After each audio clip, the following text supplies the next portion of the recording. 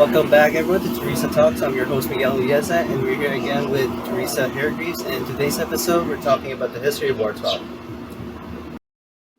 So, Teresa, how long have you stayed here in McKenzie Towne? I've been in here in McKenzie Towne since March 1st of 1996, and the doors opened for starting with Inverness, the village of Inverness, in November of 1995. Wow. So the houses were starting to be built from November on, basically, and we're the first residents, other than three other people, that were here at the time.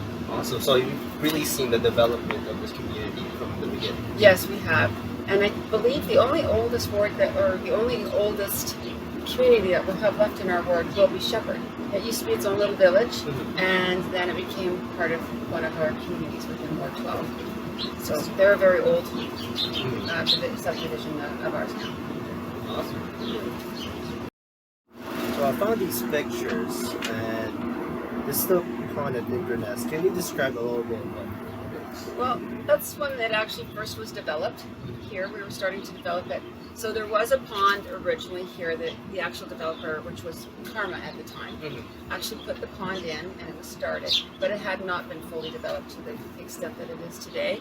And they first started planting trees upon trees to fill in the pond so that we could create wildlife in the area as well. Okay. And here's what Inverness ponds look like today.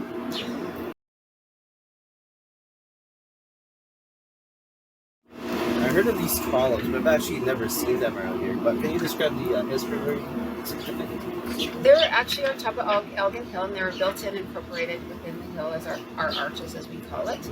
And the actual columns came from downtown, and they're part of the Eaton Center that we had before they redesigned Eaton Center that we currently know of today.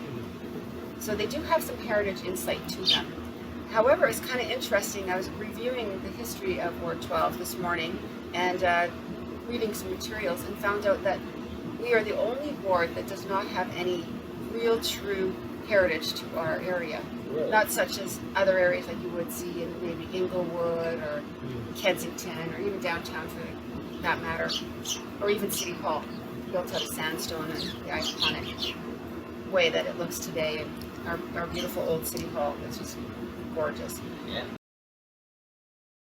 But upon my reading, I did find that we do have quite a significant heritage, even though we're a very young and new subdivision and or ward. That we had a huge farming and ranching opportunity in this area. It was all farms, all ranches. We also have a huge indigenous population down in the area here as well. We are under Treaty 7, as all of Calgary is.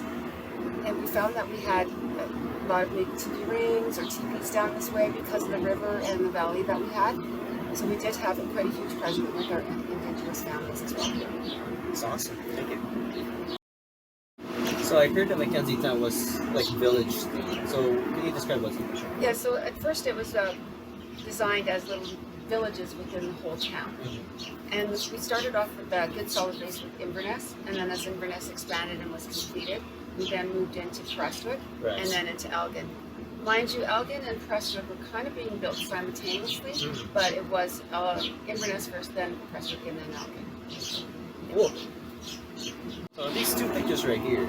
So it looks like there wasn't a lot of houses here. Like, what was like the development of the houses being built like around the community?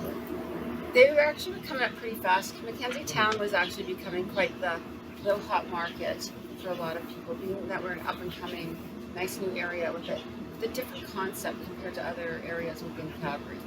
Back alleys again, garages in the back, two-story houses, French porches, meeting your neighbor attitude. So it became the buzz of the town back then. And I still think today it's that way. You walk down the street, you can still say hi to your neighbor. You know who your neighbors are. And we just find that so good being part of this community because of that reason.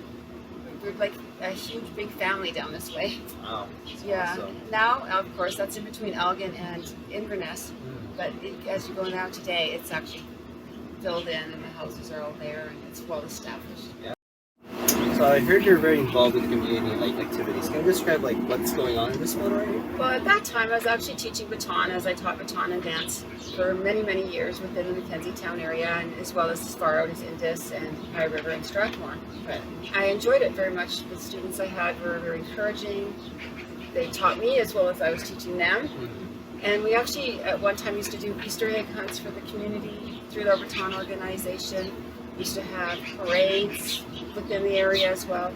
We had a lot of fun, and we had a bunch of really nice kids. But I hope today they grew up to be fine young ladies and gentlemen, because I did have a couple men I bet they or are. boys at the They're time. the best teacher here. Yes, thank you. And then it was actually, we first started off in just the clock tower, Right. which is just over by the gazebo. And then we ended up in the McKenzie Towne Church, because they had a bigger space, and that's when that was developed. Because at the time, we didn't have any schools or gyms here. And then the picture that you see there, we were actually at the schoolyard that's just over at McKenzie Highlands School. So that's just been recently built in the last couple of years. And as you can see, it's all open field. Yeah. And also there's still the flags to the brand new show home houses there. Wow. So it's been a long time. Really, yeah. It's like history on this. It's crazy. Yeah.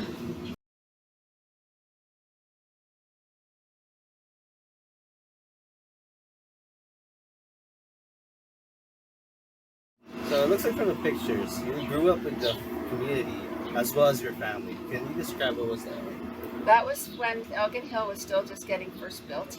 And my son at the time was 2 years old, and he and I were just going for a little walk up there to check it all out and scope out the new action. He had to see what his new toboggan hill would be looking like. It was actually an amazing event opportunity to grow up here. At the time, there wasn't as many kids when he was younger, so we had to keep him involved with a lot of activities with hockey. We're part of the Blackfoot Hockey Association here in McKenzie Towne. This one's a baton school. Then baton Yeah. as well. And the only other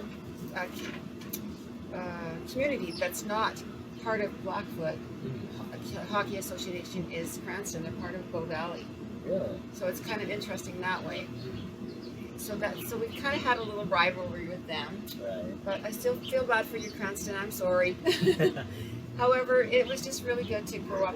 He was involved a lot with scouting, so we met a lot of different people through that as well. Our neighbors were always here as well, and they had children as well, but they were just a few more years older than my son. So therefore, they kind of hung out, but they really didn't hang out. And then afterwards, there's some more kids that started coming in more and more throughout the street and blocks, and we started to have more and more friends. And today, when we're walking around, it's amazing seeing the number of children in the area. And I'm so glad that we have all these young, exciting new families within the area as well. Awesome.